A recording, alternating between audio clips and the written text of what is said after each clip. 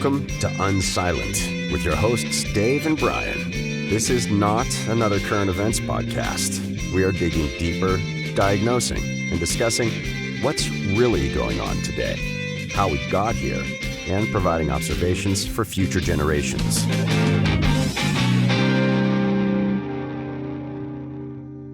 Welcome to Unsilent. We're Brian and Dave. We'd love to hear where you think we got it right, where you think we're completely off our rocker. You can do that by visiting unsilentpodcast.com, visiting Rumble, making a comment there, or other various social media channels that are there to help the world get along and be friendly and informed, and other such marketing phrases, so to speak. So, Brian, here we are. Let's see. We should probably do a check-in on the Strait of Hormuz. Are we currently at war, or did we win again? I've lost track. We won at least three more times I can think. Well, let's see. Since last week when we recorded, I don't think I've heard a deal was coming. But leading up to our recording last week, I heard a deal was coming. I think around 7 times between Monday and Wednesday. So maybe they were just preemptively getting out in front of this week. But I will say I have no. What's that? Maybe they were just building up an inventory of we're ready to pull the shelf. Yeah. We're still undefeated. That much has been made clear. But I have noticed a significant shift that they're kind of trying to dance around, but is becoming glaringly obvious. And that shift is, in the beginning, it was we had to keep them from getting a nuclear weapons program, which we obliterated last year in June or July or whatever, and then somehow they unobliterated it between then and February. So we re-obliterated it, if that's the right word, on February 28th or whatever day that was. But at the time, then this series of negotiations began, and the negotiations were, we wanted Iran to commit to not having a nuclear program, and then, okay, well, don't have a nuclear program for like 20 years or whatever it was. Yeah. Now that is not being talked about. Now we're negotiating to get the strait open like it was before. And they're kind of dancing around that, but it's very, very clear that's what's happened. Yeah, and that's the one that's probably it's probably simultaneously the most surprising and the least surprising, because the entire operation was ostensibly to commit them from having a nuclear program and to get the nuclear dust, so to speak. That's what the whole thing was supposed to be about, and it seems like we're giving up on that. And I mean, it's almost to the point where the only thing that we can do is just come home, because I mean, what else are you going to do now? I mean, I don't know. It's just, well, we've crushed their, I'm quoting the narrative here, but we've crushed their currency. They have no money. Their economy is imploding. Like, these are all talking points I hear regularly. Meanwhile, they haven't really seemed to stop. Their troops still show up to work every day and like fire missiles at ships going through the Omani side of the strait, and so these talking points don't really seem to be quite 100% accurate. So maybe they're off by a little bit. I mean, it may not be that they're not accurate. It may mean that they could be completely accurate, but they don't care. I mean, so I think that probably the reality is, their economy is imploding. I mean, they haven't had any, but if they can, most of the Republican Guard can live in caves. What do they care if the economy is imploding? As long as they got food and as long as they got bullets, and they can still make drones, and they're making plenty of drones. It seems like they don't care that the economy is imploding. It seems like, yeah. A couple other things and again, I'm just, this is all speculation now. I don't know anything about how this stuff works, but we are comfortable being $40 trillion in debt as a country. I would imagine if our country was being bombarded, pretty regularly, and we didn't have $40 trillion in debt, we might be open to the idea of borrowing money from, say, China or Russia or something like that to kind of get us through this rough patch. So that doesn't seem to be talked about much. I got to imagine that's a reality. Now, whether they're doing it or not, I have no idea. But like, it seems unlikely that nobody would loan them money, but the world is like however many trillions of dollars in debt to each other. Like that seems like a crazy notion. The other thing that seems like a crazy notion to me is I cannot remember a time in my lifetime where I've not heard that we have Iran under economic sanctions. So the idea that we saved the really good ones for 47 years and now we're going to deploy those, that seems like a crazy notion to me. Like, I got to imagine we pulled out the big guns pretty early on. Well, and yeah, that's with all the sanctions stuff. I mean, the same thing with Russia. We've been sanctioning. Now we're going to get serious about sanctions, and then we get. I mean, yeah, the Iran sanctions, Russian sanctions. I mean, I guess what are we gonna? We're gonna like sanction their toilet industry now. I mean, what are you going to sanction next? I mean, I Yeah. don't know.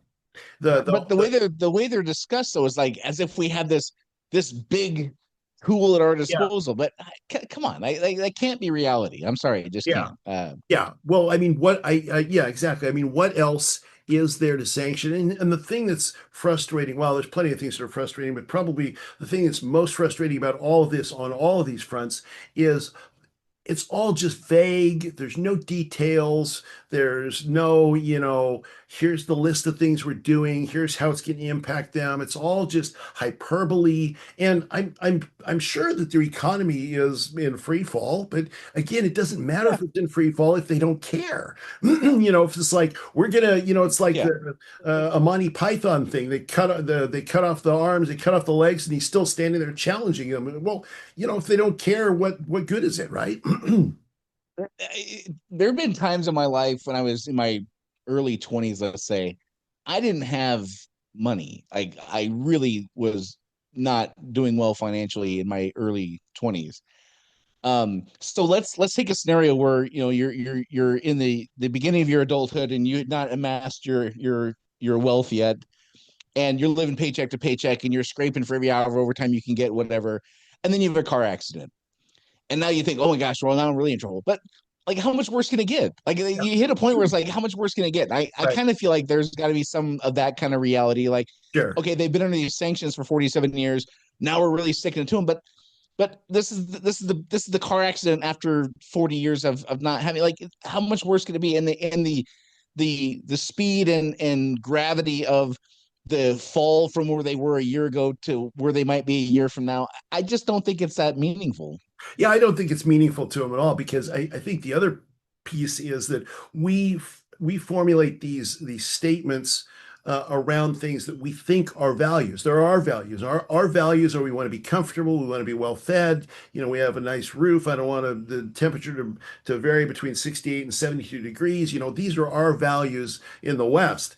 Their value, Yeah. they're a 12er, Shia, a regime that's looking for the appearance of the 12th Imam that's going to destroy the infidels and put everybody on earth on. I mean, that's a little bit of a difference in value. So you can't really Yeah. sanction that, right? I mean, it's just not much of a, we can't do anything about that. So And if I'm misinterpreting cultural things, forgive me in advance. But I also remember hearing Osama bin Laden was like a billionaire. Somehow he came yeah, from like a very wealthy much. Yeah, father or something like that. All at the same time he was a billionaire, he was supposedly living in caves in Pakistan and Afghanistan, and he seemed to be cool with that. And I've seen videos and pictures of the house where he was killed in. It wasn't, I mean, it was a big house, but it was not by our standards, not a nice house. Like, I think you're 100% right. Like, we're talking apples and Volkswagens here.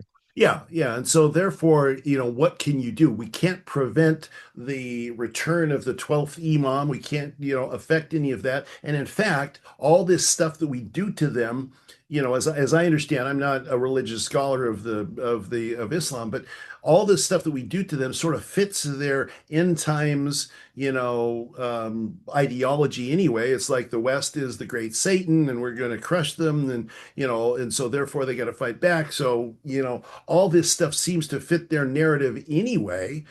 So I don't know. I mean, I don't know that we have any levers. Yeah, I'll move. I don't want to talk about Iran the whole time, but one other thing I do think is noteworthy for people in the future, because this probably will not be represented in history books. I, Again, I'm pulling for us to succeed in this, whatever that might look like, Yeah. and Yeah. success at this point might just be get the hell out of there and like lick your wounds and move on. Right. I'm not hoping for us to fail any more than I think we already kind of have. Sure. Yes. That said, I have to also be objective enough to recognize they are playing Trump like a fiddle. Oh yeah. Like this last thing that they did, I don't know if it was the president or I don't remember the title of the person who said this, but um, they basically said, yeah, we're kind of done negotiating with Trump. We're just going to wait him out. And they just have completely taken him out of the picture. So now the quote unquote negotiations that are happening between Iran and Oman. We're not involved. Yeah. And they've declared we're just going to wait till Trump's gone because we can't trust that guy anyway, Right. which is like the worst thing you could do to a guy who is ego is like he's got to be the center thing. They are masterfully forget the Lego videos, which I think were pretty good propaganda as well. They are doing a master class on how to deal with a guy like him, and it sucks to say that. It really does. I'm not thrilled about it, but I also have to recognize the truth behind it. Yeah, no, I think that's where we're at, and I think probably, to kind of put a bow on it, I think we're probably gonna come home. I bet we're gonna just try to back off and declare victory. We won, and we're in control of the strait. I mean, we hear that regular. We're in control of the strait. We can they can't do anything. We won, so we're coming home and we're gonna do other things. I think that's the outcome. That's what's gonna happen. Well, it's either that or we put ground troops in, and there will be riots in streets in our country if they. I mean, I really do believe that. Okay, yeah, I agree. Let's move on. So the one thing before I know you got some cool stuff you want to talk about. So the one thing Trump can do to kind of get over the frustration in Iran is remember I don't know if it was a week or two ago I told you about how they floated the idea of charging people to have first access to his Truth Social posts. Oh yeah. I remember that. Yeah. He has more than 10 customers currently paying between $60,000 and $100,000 a month for real-time access to those things before everybody else gets it. So it's a reality now. And this is reported by Bloomberg. This is not some shady, unheard of company. Yeah. Now it could be wrong. It's on the internet. It could be wrong for all I know. But this is not the only outlet I've seen reporting on this. Yeah. And if they were going to say they would do it, like, why wouldn't you take the money? So they're making a few $1 million a year in giving real-time access to Truth Social posts by the president before they go public, which is public information because he's, after all, the president, right? It's a public figure and stuff. Yeah, I mean, we are just, we're done. I mean, we're just beyond the pale when that kind of stuff can happen. And I mean, 10 years ago, 5 years ago, even, I think if something like that happened, you'd have congressional investigations on any side. I mean, it used to be that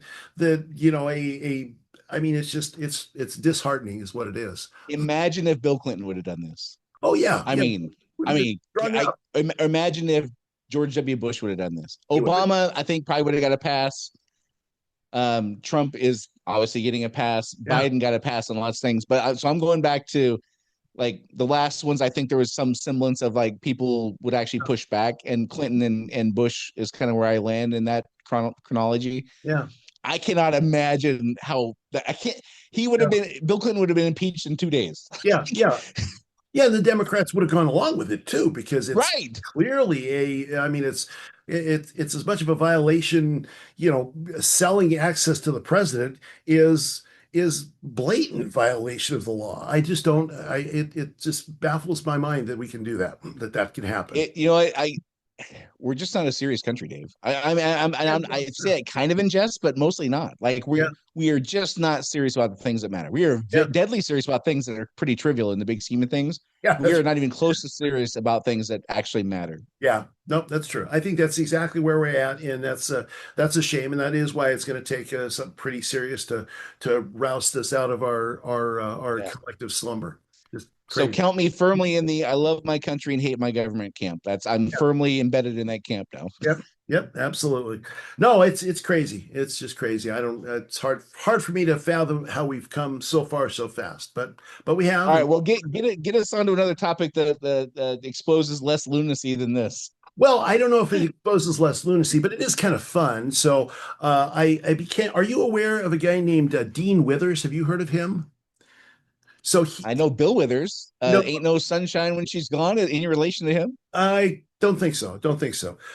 So Dean Withers. No, I don't know who it is. He's he strikes me as kind of a leftist Charlie Kirk kind of guy. He said He's a young guy. He's like 21 years old. He's a liberal by definition. He defines himself as a liberal, and he makes YouTube videos, of course, because that's what you do to be, anything important in society today. You make YouTube videos, and As we are. Yeah. as we are, yes, as we are, because we're very important. Um, and he does debates, and so one of the debate I saw recently, the first part of it was very interesting to me because one, I think he's a guy to watch. He's an interesting guy to kind of pay attention to on that side of the aisle. Number two, this video is called "One Liberal Man versus 20 MAGA Women." And so the question that he asks to start with is, do men make better leaders than women? And the women's perspective, almost all the women's perspective, is that yes, men make better leaders than women. Of course, his perspective as a liberal is different. But what I really want you to pay attention to, I'm just going to play a little bit of this. Let me just set this all up here so we're in a spot where we can view the thing. Move this over here. I'm going to share my screen. Okay, let's see. We'll get sharing turned on here. All right, and then we're going to share this one right here. And I need to share the sound as well. Optimize for video sharing. Okay, all the technology is set up. And Nice. here we go. This is Dean Withers versus 20 MAGA women. I'm going to play maybe less than a minute of it. Women. Okay. My first surrounded claim is men aren't better at leading than women. If you would like to debate this claim, please get to the chair in 3, 2, 1. It's good to see you again. Welcome back, Lori. How you doing? I'm doing good. How are you? Oh, I'm doing phenomenal. So the first claim is that men are not better at leading than women. And I'm honestly appalled that you as a woman would disagree. But I mean, if you want to start it off by telling us why you do think men are better at leading than women, the mic is all yours. Well, how I would like to start this off is I'd like you to define what a woman is. Well, sure. I think that the definition of what a woman is ultimately irrelevant to this debate, and I'm willing No, to it's assume not. I'm willing to pre-assume your definition of what a woman is, i.e., an adult human female. See, if I were to give you my definition of what a woman is, an adult human individual that pertains to the social and cultural characteristics typical that of a female sex indexed to their gender identity, well, then all of a sudden we're going to be speaking past one another because we define the word woman differently. Exactly. Okay, so let's stop with that, shall we? So interesting guy. I mean, so first, several different comments about. First of all, he's clearly very articulate. He is clearly very smart. He approaches it very similar to maybe not as fast as maybe faster than Charlie Kirk, but approaches it very similar to Charlie Kirk.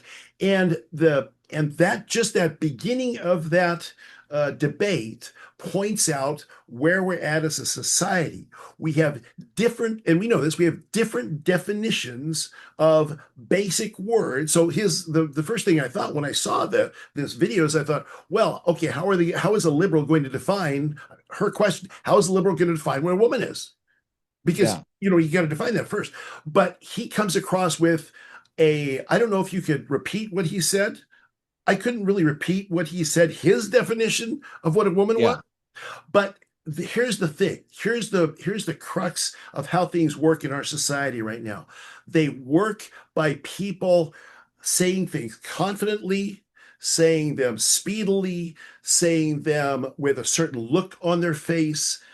All of what he said, I did dissect what he said about social constructs and all that, and it's a bunch of garbage. It is absolutely nonsensical garbage. But our entire political discourse, our entire societal cultural discourse is based on how you say things, not what you say. Right. So it doesn't even matter. Her point was an actually good point. Was, well, let's define our terms first. I mean, the basics of any debate are going to be define your terms. But then he moves through this kind of thing and then just dismisses it. This is the problem with the right, with the left, with maybe not the center. Maybe the center is trying to do a little bit of triangulation and try to figure out what's really going on. But it's definitely the problem with the right and definitely the problem with the left. I listen to both. For sure, at the extreme ends of the spectrum. For sure. The far right, 10%, 15%, the far left, 15%, 10%. For sure, they all fall into this propagandist mode where the confidence and the confidence with which you say it, the how often you repeat it, and how many people you can get nodding along and to demonstrate social proof that you're on the right track. Yes. Those are the things that matter. And the details and the accuracy, no different than we control the Strait of Yep. Hormuz. It's all the same game. And see, and here's the place I would disagree with you.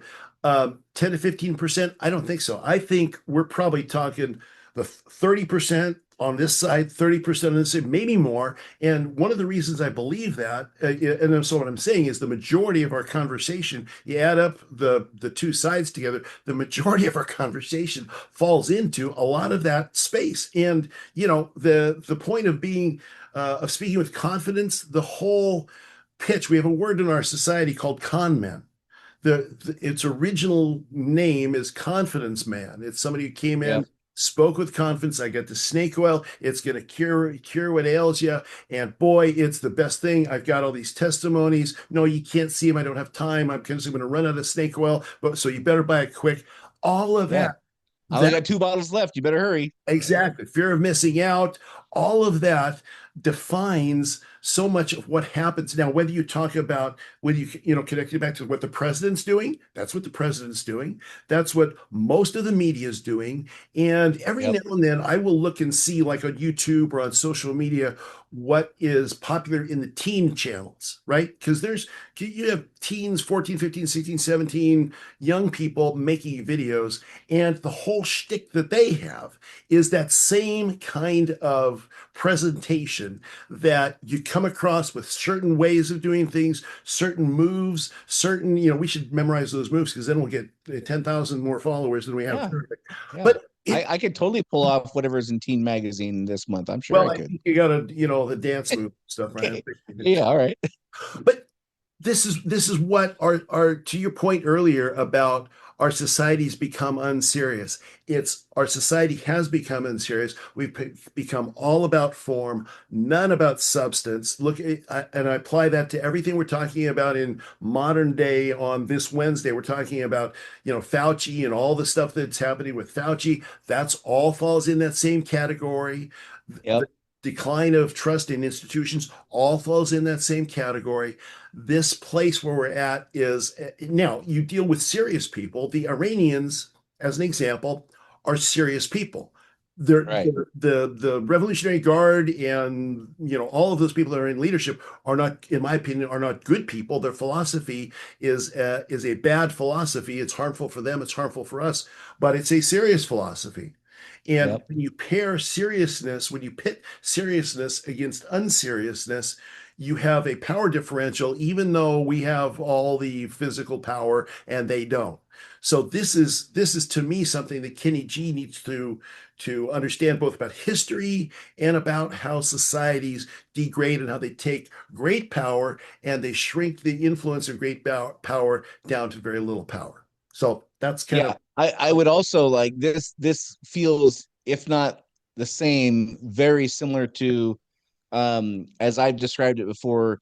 The guy in 1946 who came home from World War II did like maybe won the Purple Heart or Bronze Star or whatever for acts of valor. Come home, his family doesn't know about it. He dies. They find it in a box, like your dad, the newspaper article. Yep. This unspoken grand action that was taken, and right. now we're at the extreme opposite, which is no grand action, but you are known for having the idea or representing the right, saying the right words that are catchy and get Yes. people nodding in the room. That's the thing that matters now. Where in 1946, what mattered is, did you do the thing to take care of your buddies in the foxhole? Exactly. It's a complete upending of that. And again, if it's not the same thing, it's adjacent for sure. As far as this propaganda stuff is, like, you're seeing it with the I can't remember her first name, Hong. She ran for governor of Wisconsin, I think. Yes, that's right. Lost by 1% or whatever it was, but she was, when I went to bed last night, they were all but declaring her the winner. Yep. She had gone out and said, we shouldn't, I hate Thanksgiving. Yeah, I remember. Yeah. So she slipped up and didn't have this nebulous generic message. She mentioned a specific thing and she immediately had to walk it back. Yep. Just like with the guy with the woman saying, "What's a woman?" Whenever they make a mistake and say a specific thing, like, transgender women are women, Yeah. whenever they make a mistake and say a specific thing with certainty, they get stung. And this, again, all party lines. Like when Trump says we control the strait, it's literally a laughing stock on the internet now, because Yeah. this is like the 500th time he said we control the strait when we clearly don't. Right. Right. Yeah, and part of the problem of this also is that we're teaching an entire generation of people that this is how you get power, this is how you get Right. success. This is so when they go into the workplace, when they go into relationships with other people, try to form, meaningful, lasting relationships with a spouse or with friends or with a community of some sort, the basis of it is completely wrong.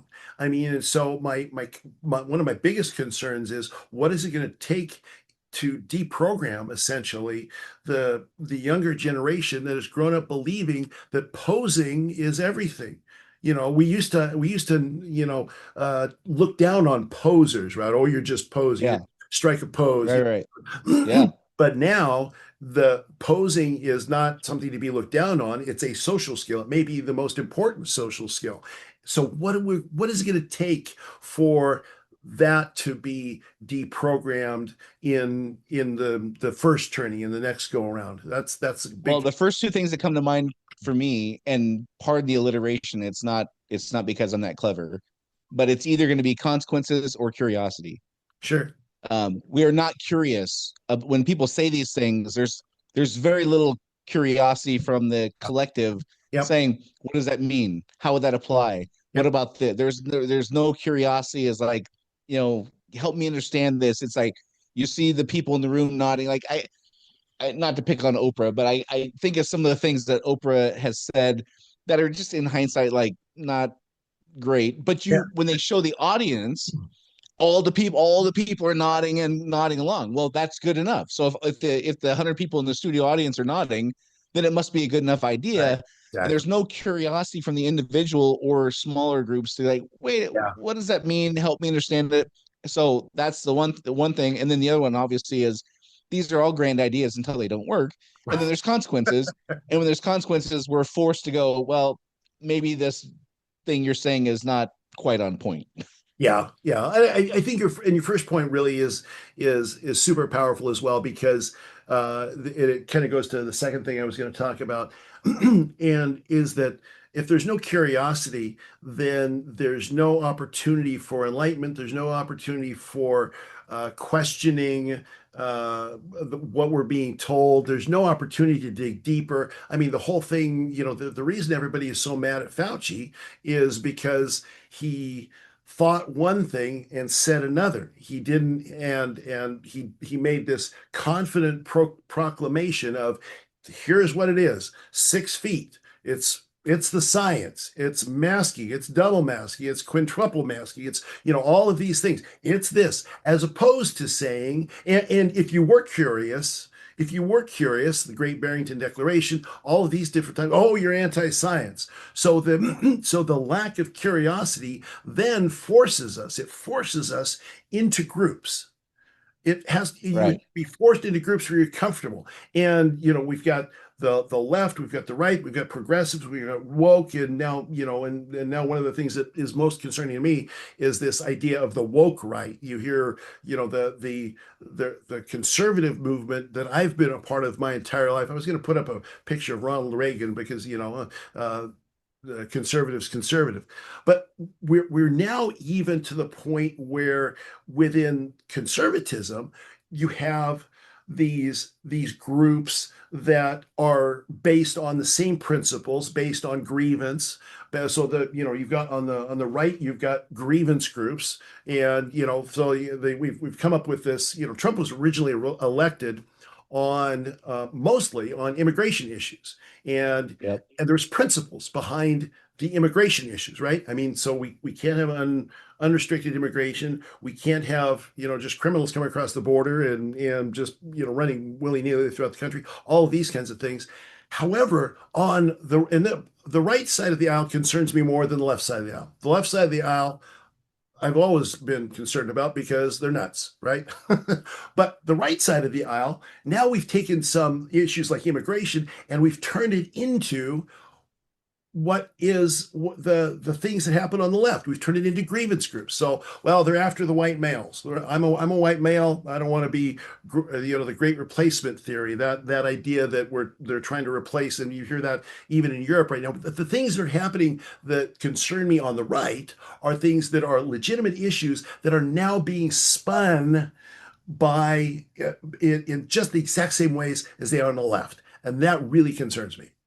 So there's couple things that stand out to me from all what you just said there. So let's go back to the Fauci thing. So Yeah. I remember specifically, you brought up the 6 foot rule. I Yeah. remember vividly, specifically, not just me, but people who had way better credentials than me. I'm just a layperson who doesn't know anything about medicine. But the people who did have the credentials saying, where did this 6 foot rule come from? Right. Yeah. And they were ostracized. They lost their jobs. They Right. were banned off social media.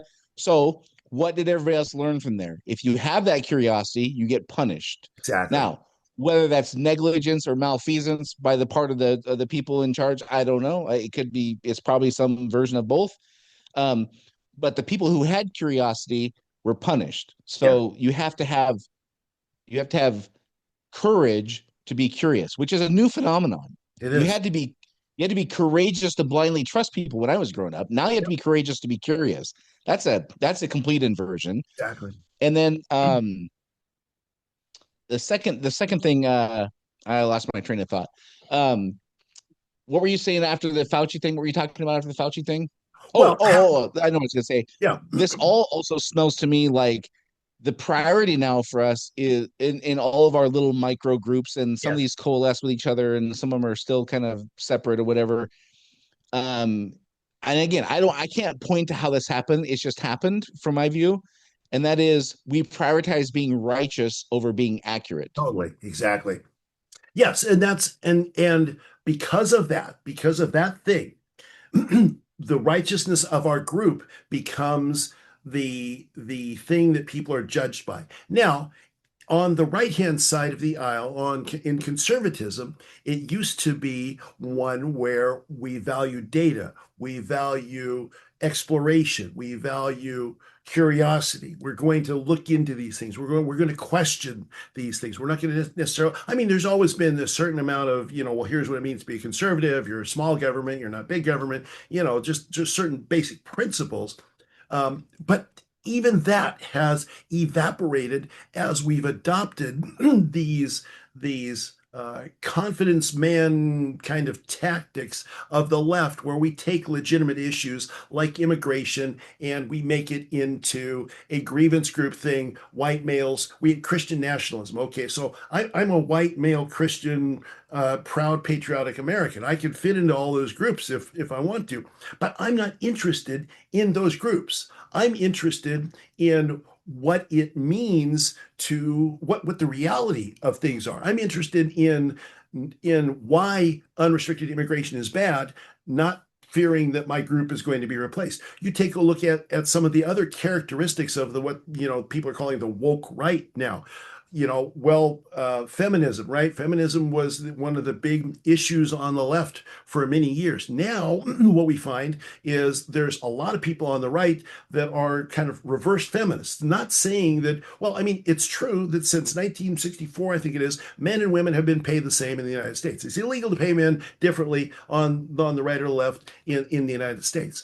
So that claim by the radical feminists is just not true. There's other statistical reasons that differences show up in data. But now on the right-hand side, men become a grievance group. And I don't want to be part of a grievance group. I'm not a victim. I'm just not a victim. And I refuse for the right to be spun up like it's a bunch of victim groups. So you find on the right, a lot of people are kind of paying attention to, the reaction. Now, the sort of penultimate poster boys for that reaction is the Tate brothers, who've just recently been arrested, and thank God they've been arrested because they're awful human beings. They're human traffickers and rapists, and I mean, there's just all the data against it. But you find Allegedly, they're those things. Allegedly, yeah. Like the sun will allegedly come up tomorrow, right? I think there's probably no question about it at this point, given all the data. But we've taken, and we will accept people like the Tate brothers, or there's a bunch of others, as victims, as potential victims, to support our victim mentality. The right used to be opposed to this victimization mentality. The whole idea of merit. The United States is a meritocracy.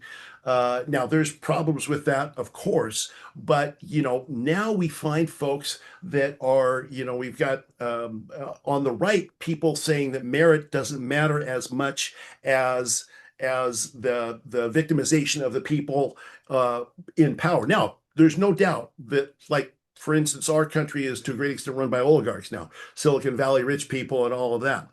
But at the same time, I can still build a business in the United States. So this is one of the things I'm really concerned about, is kind of the rise of the woke right and some of the other, the principles in there, anti-Americanism, anti-capitalism, Putin as a pseudo hero or a misunderstood, there's all of these things that used to be strictly on the left. Now they've migrated to the right. And that is very concerning to me.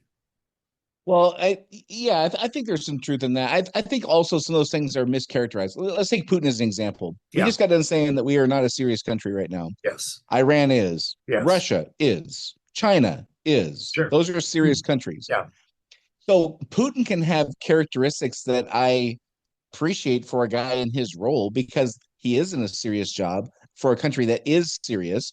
Sure. And that is easily misinterpreted to, oh, you like communism, and you want the Putin to win, and the media sphere is run on sound bites that sell fear. Yes.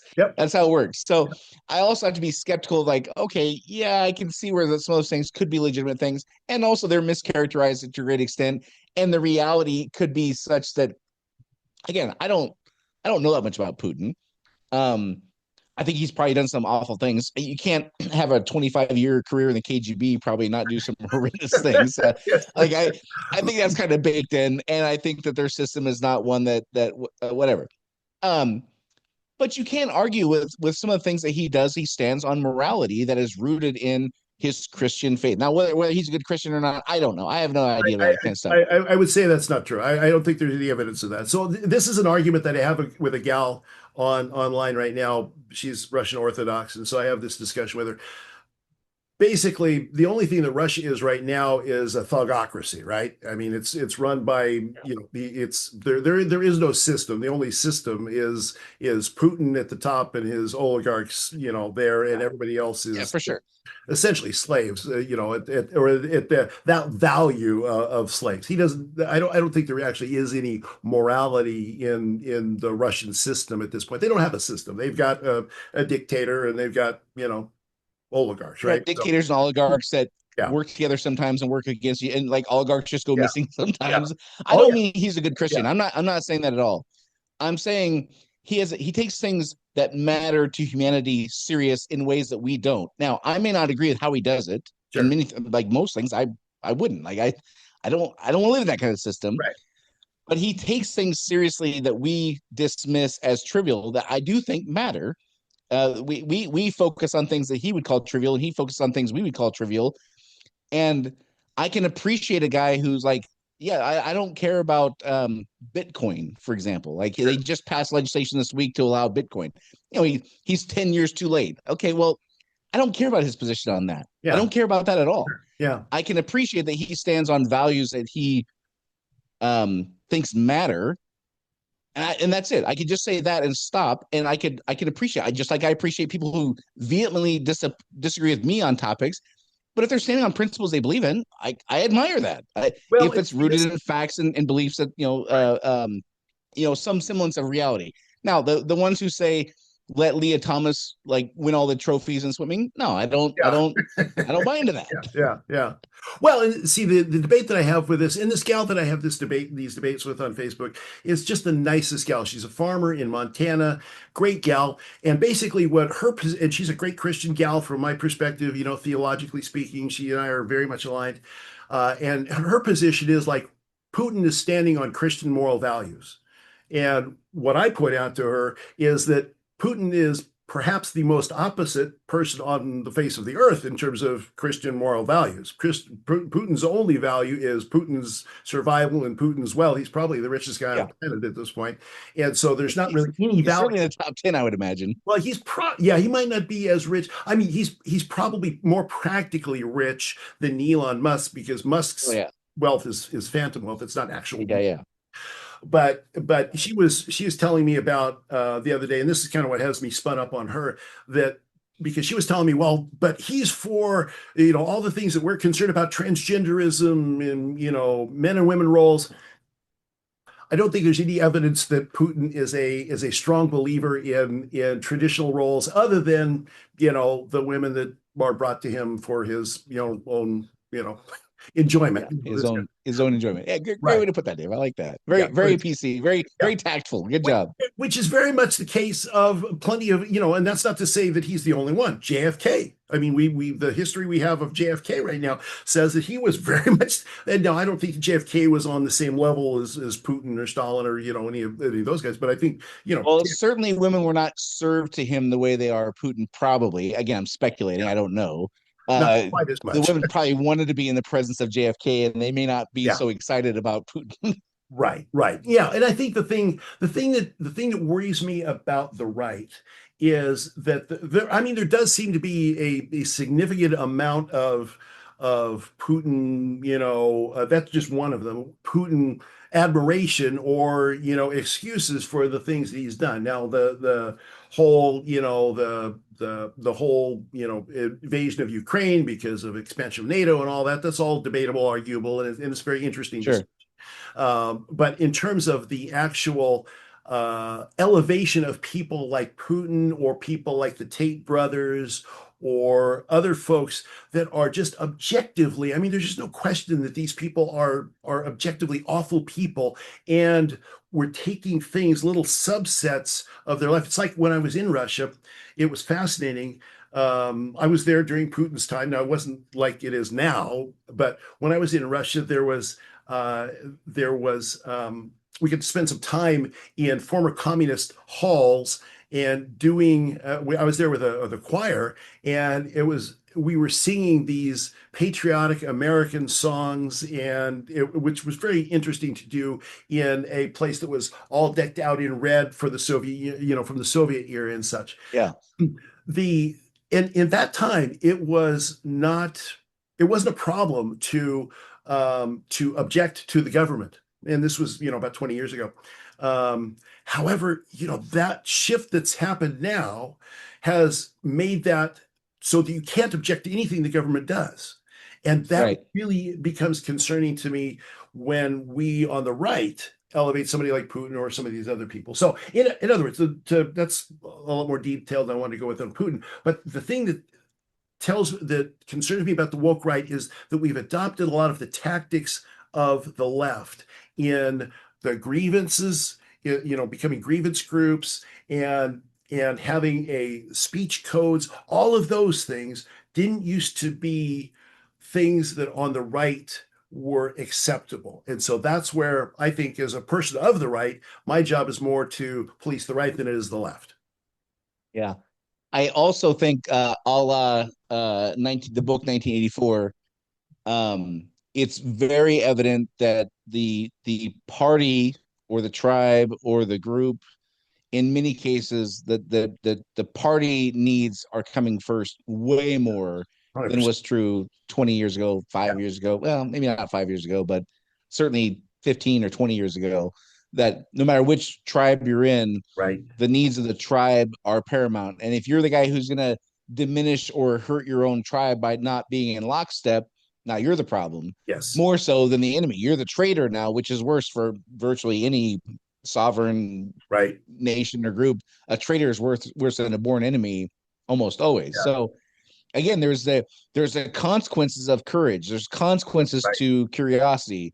There's consequences to all these things that we're talking about, and also we can't lose sight of a lot of this stuff is driven by media, Totally. and Totally. and and if it bleeds, it leads. And Yep. so over a period of however many years of just being bombarded with these sound bites Yes. and just bombarded with them, how could you? I mean, just we're only human. We're not robots where we can Right. like filter these things out. Because we're only human. Like over time, this stuff's just absorbed through osmosis or whatever, and Yep. we just come to believe these things because it's just we're just pounded over the head with it. Well, and the danger of it, I think, is when we so stovepipe ourselves into one media or another, right? Because so the Yeah. left will they wouldn't be caught dead watching Fox or Newsmax or ON or any of those kinds of things. The right Yeah. would be caught dead watching CNN or MS Now or any of those kinds of things.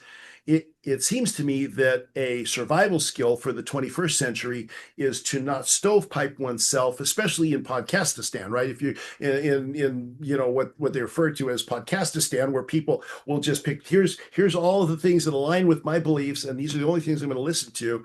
I try to make even though it drives me crazy, I try to make a little bit of an effort to, maybe a quarter, a half of what I listen to be things that are outside of my ideological comfort zone, stuff from other Yeah. countries, stuff from, Europe, stuff from Asia, some, other places like that, so that you can get some level of triangulation and hear what the other side says. And this is to your point about curiosity. It used to be on the right that we were curious. We would listen to things. We would evaluate arguments that were not our own arguments. That's why I appreciated Charlie Kirk or even this Dean Withers guy. He's willing to expose himself to arguments that are not his argument. Now, Yeah.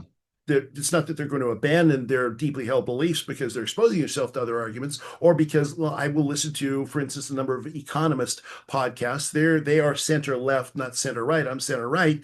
So, there's things that they say that I yell at back at the podcast or at the newspaper when I read it.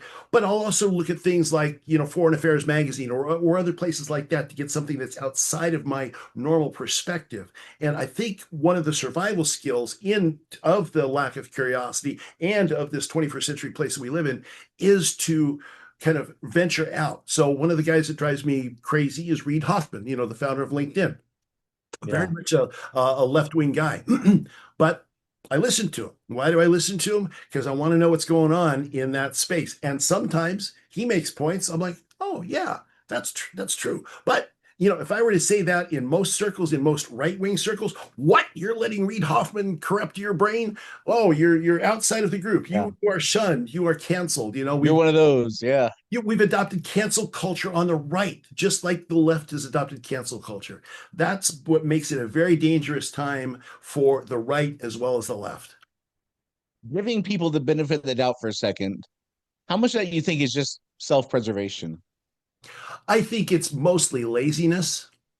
Laziness, yeah, for sure. You can't discount that. It is self-preservation too, because where are we most comfortable? The human being we are designed to solve a question and then not consider it again. So I know that when I walk up to the crosswalk, I look both ways when I see the two parallel lines, and if something's coming, I don't cross. I don't have to think about it anymore. So we want the only way to deal with the world is to not think about it, because there's too much stuff to think about, right? I mean, there's just too much to think about. So a survival mechanism for human beings is to decide something and then move on. So when you challenge then a deeply held belief that somebody has decided on, maybe they were raised in and maybe they decided on it years ago, it's like, no, that's not true. That's not true.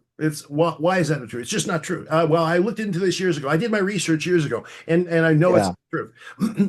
And so there's a certain amount of laziness, but that's not really fair of me to say it's lazy. It's really how we're designed. And to your point earlier, media, knows that, and media takes advantage of that. And that's why you can have people on whatever channel, on whatever podcast or whatever media channel saying things that other people are like, objectively, that's insane. Why can Trump sell access to a public figure for hundreds of thousands of dollars, millions of dollars, and a bunch of people let him go? Well, because I've decided Trump's a good guy.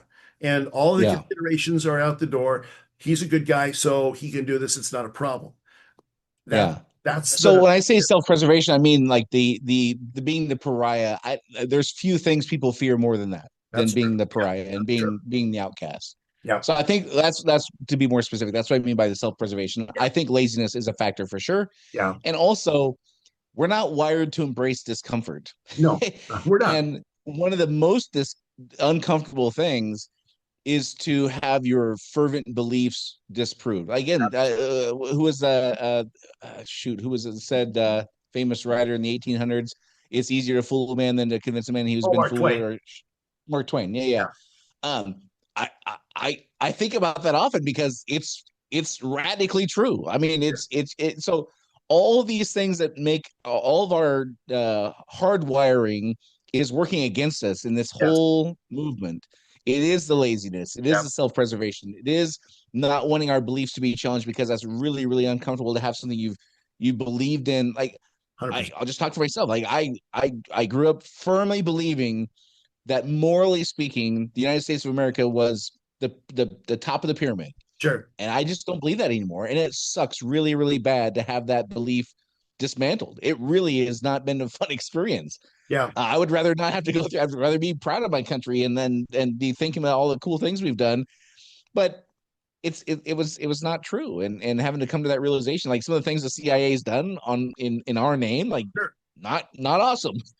Well, and I think that's true in every form, in every part of our experience, whether it's social, whether it's political, whether it's financial, that applies across the board. And the danger of the time that we're in right now is it's just easier to go along, to get along, than it is to challenge those things and to even for yourself to know that these things that are accepted are just not true. That's why. So why is it that Fauci, back to the Fauci, why is it that, there's plenty of people, probably the majority of people, will give Fauci a pass on all of that was objectively harmful for the country. Now, I don't think the guy should, I mean, maybe some people say he should go to jail. I don't know if he should go to jail or not, but he objectively was selfishly doing things that were not in the benefit of the country. But plenty of people have accepted him and did accept him as sort of the godfather of that movement, of the, how do we deal with COVID? And they're unwilling to revisit that even now after all these years. So you're asking why? The first thing that comes to mind is many of those people completely jumped all in to attack the people who questioned it. Yeah. And to now have to say, oh, and by the way, count me as one of those guys who says Fauci, there's a legit chance he should go to jail. I'm firmly in that camp. As more things are being revealed, like just the thing with the pregnancy, that alone. No, I agree with that. I mean, just that alone in my book, like, throw the guy. I mean, he's already 86. He's had a good life. He's richer than most Americans will ever dream of being. Anyhow, the fervency with people attack their family, their friends, like lifelong friendships were ended over that COVID thing. Yeah, it's true. And people were adamant that they were right. To have to acknowledge that this guy tricked me, and I was fooled, and I did horrible, mean, cruel things to people I loved and cared about because I was not curious and not courageous enough to. Man, Dave, you're hitting people about the deepest place you can hit a person to ask them to do that. No, I mean, and I get that, and it's just I think it's a symptom of our society, and it's a symptom of what's wrong with our society right now, that so many people are unwilling to revisit even to ask the questions. The news media is unwilling to, for the most part, deal with what Congress is now revealing with the Fauci diaries and with the cell phone and all that kind of stuff. They just want to, that's history. We're moveon.org. It's the same as in Bill Clinton's era, right? But why is the diet pill industry, a multi-billion-dollar industry, and the gym industry is probably, not quite in revenue. Like, Right. it's the easy button. Yeah. It's Yeah. easy. Well, the media is selling the easy button. Oh yeah, there might have been a couple little minor discrepancies, but he was righteous. He's the expert. Who are Yeah. we to question? You were right to dismiss your friends. I mean, they're selling the easy button. Like, it's marketing 101. And it's really, I think, I guess when we get back to a place where there's some balance, where we can challenge things and we can have honest debates about things, because we just can't have an honest debate anymore. That's the problem. We really can't have an honest debate because it's either, well, you're one of those or you're one of those. You're either, progressive, you're woke, you're conservative, you're populist, you're, whatever. Once it's all about identity politics on all sides. I mean, I used to complain as a conservative about identity politics because that wasn't really the thing on our side. Identity politics wasn't really where we were at, but it is strongly where we are at right now. We are all, identitarians falling into one category or another. And until we can get back to a place where we can have honest disagreements with one another and explore questions that don't have simple answers. There's plenty of things that just don't have simple answers and that are worth Right. exploring and worth debating without losing friendships over. Until we get back to that, we're not going to be able to make any progress as a society. Right. And one of the things that I can't imagine how we can get back to that without this, and that is at least having similar ideas of what things mean. Going back to what is a woman. What is If a you woman? if How can you have a debate if the two people debating don't even agree on that basic fundamental thing? Yeah, exactly. Again, this is all like French Revolution. Like, they changed the names of the days of the week. Well, was it by design, or they just stumbled upon a great propaganda tool? I don't Right. know, Right. but the lesson was learned by people who were far more powerful and smart than me. And I'm sure that that's carried over in today's. I don't think some of the stuff is accidental. I think I know Yeah. which things are accidental, which things are by design. I have no idea, but I don't think it's all one or all the other. No, I agree with you. And I think it becomes the case that when people lose hope in, I used to have some hope in the conservative side of the aisle because of the at least the honesty that was mostly there, not completely. There's no such whatever thing you take, there's no such thing as a righteous person, a righteous nation, a righteous movement. There's that's just fundamental to my belief system is that there's none Yeah, righteous, no, not one. But at this point, when you can say that there's no place I can go where I can find a position, a societally acceptable position, excuse me, that is where you can question things, then you're going to start going along with doing things in dishonest ways, in manipulative ways, in manipulating the language, just everything you see across Podcastistan and, on news media, yeah, et cetera. And that's really a shame. That's really a shame. yeah. Don't have a place where people can just say things honestly and have a disagreement without having a blow up. Yeah, the only other thing I would add that I think is important for Kenny G in the future is, I think that the people who do have that curiosity and do want to have honest conversation, I think by and large they've given up and just retreated. Yeah, I think exactly. they just don't Yeah. participate in the conversations Yep. anymore. Yep. So I Exactly. don't think there's less of them. I just think they're less active. I mean, I run into people, That could be. maybe Yeah. not weekly, but certainly multiple times a month, that just will flat out say, I just don't do social media anymore. Yeah. You can't have real conversations there. I'm not interested in like, I was watching a thing last night on TV that they have interior designers for dorm rooms now. So you pay $5,000 to $20,000 to have an interior designer go decorate your daughter's dorm when she goes off to college. Oh wow. Um, again, it's the look at me, look at my status, look at Yeah. my how great I am. Genuine people are not interested in that, and they just retreat away from those spaces. So I don't think there's more people who are active in believing these things. I think there's less people who are interested in calling out the nonsense. Well, that's an optimistic view, Brian. I appreciate that. I mean, well, it really is because, if if that is the case, then it's not that the bulk of people have become soured. That the bulk of people have said, I'm not going to engage in this anymore because I just can't do it. So that would be, and that would be then those people would be the seeds of the next society that are maintaining their, moral and logical values through this tumultuous time. So it's actually an optimistic viewpoint. And I would my prediction is they will be the most enraged when forced to take action because they don't want this fight. Yeah, and that's true. They would rather just live and let live, but when they're forced to have to do, they will be furious, and that fury is going to be consequential, I think. I agree. I totally agree. I mean, yeah, I think that's exactly right. Yeah, one of the current memes again for Kenny G in the future is there's various different pictures, but I think I'll paraphrase it as best or quote it as best I can. It's something like, "Wait till the people who just want to be left alone have to get involved," like some version of that. And I think there's like real truth to that. Yeah, I really do. So, anyhow, interesting times for sure. I'm happy to celebrate. We'll do a virtual high five that we're still undefeated in the Strait of Hormuz. So we got that going for us. Indeed. Invest in oil. And, yeah.